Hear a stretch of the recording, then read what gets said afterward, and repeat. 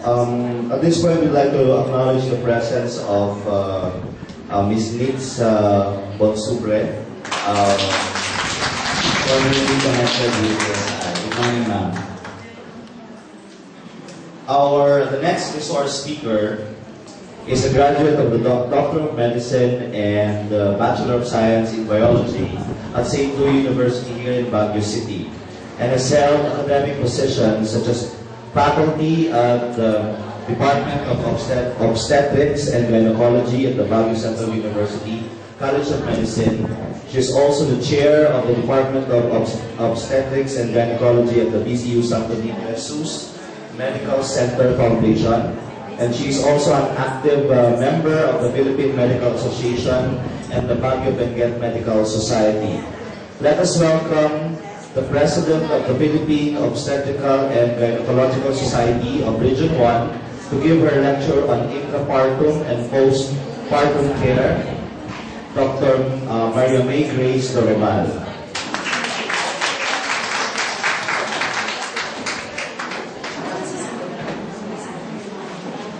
Good morning to everyone. Magandang umaga sa inyong lahat. I'm very happy to be here with you today to share with you what we are also working for in terms. And it's nice to know that some friends are here. Friends from years back. Kasi mga midwives ko, nung nagtatrabaho pa ako sa Cadiz City in Negros Occidental. So, when I was asked last week to do the lecture on intrapartum and postpartum care, I did not hesitate, and I immediately told our regional director, Dr. Abeta Fe Castillo, that there is an invitation to talk on intrapartum and postpartum care. So I said if I could share the module that we have for our MDG project of POGS, which is a training we conduct for midwives and nurses. So in your areas, your POGS chapter will also be active in training the midwives. So this is but two of the modules na kailangan i-compress ko sa one part that was given to me. The module is providing care during labor, childbirth, and immediate postpartum. The general objective is to discuss the best practices yan, in caring for women during labor, delivery, and immediate postpartum. So we talk about best practices, but I don't know in actual practice if everyone does it. But this is based on the WHO recommendations. So for the specific objectives, I will be discussing the principles of good care in caring for the woman in labor, delivery, and immediate postpartum, to review the steps in providing intrapartum care. The actual module is really geared for 1 hour each for intrapartum and postpartum care, and would involve demonstration. So let's start. This was broken down into steps. What should we be doing for intrapartum care as well as postpartum care? So I will be discussing the following steps that you will be doing to your patients. So let's start with the first step. Of course, you have to examine the woman for emergency signs. The first thing when the patient comes to you is always look if she has emergency signs. And what are these emergency signs? Find out if the patient was brought to you unconscious or convulsing, or is she ambulatory? Is the patient vomiting? Severe headache with blurring of vision. Kung may severe headache yan with blurring of vision, you have to check the blood pressure. Is she presenting with vaginal bleeding? Is she suffering from severe abdominal pain? Does she look very ill? Or does she have fever?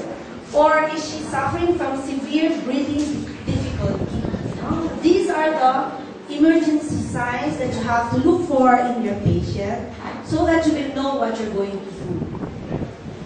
And of course, do not make a sick patient wait. Attend to her immediately. The second step would be to greet the woman and make her comfortable. Ito yung nakakalimutan natin when we see our patients. We don't even bother to greet them. So you ask for informed consent before you examine the patient or even do any procedure. This is something also that we should never forget. Always ask for informed consent. You have to explain to the patient why you are doing this examination. Para walang reklamo later on. And always respect the privacy of the patient. So yung trabaho natin, maselan talaga. And would need privacy. And we have to keep their confidence in us. Dapat itago natin yung sikreto. And of course, when we examine the patient, we don't keep the results to ourselves. We have to continue communicating with the patient and explain to them what our findings are. We cannot say to the patient, ako nang bahala is this. Hindi kahit explain pa yun, hindi mo maintindihan. That should not be our attitude.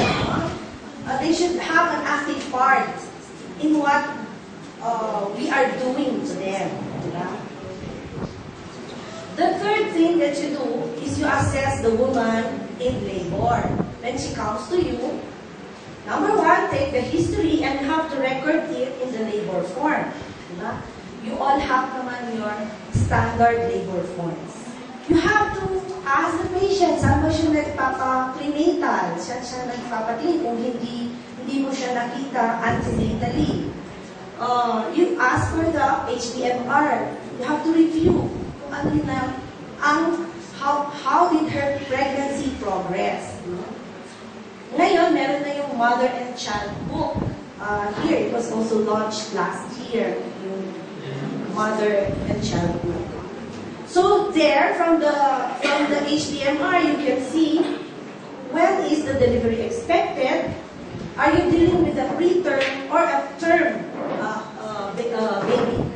And you can also see from the OB score kung pang ilang pregnancy na to, does she have previous pregnancies, how were they delivered, were there any problems during the previous pregnancy.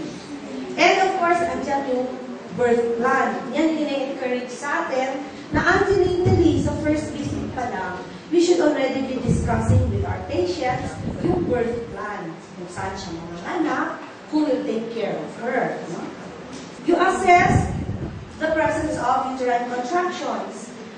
What is the intensity, duration, and the interval of the contractions? So you would at least be guided how far is she into her labor. You observe the woman's response to the contraction. Kung nanginginig na yan, medyo at least warned ka na medyo inactive phase na ba ito ang pasyente.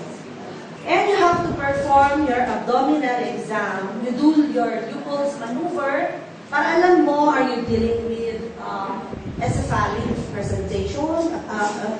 Are you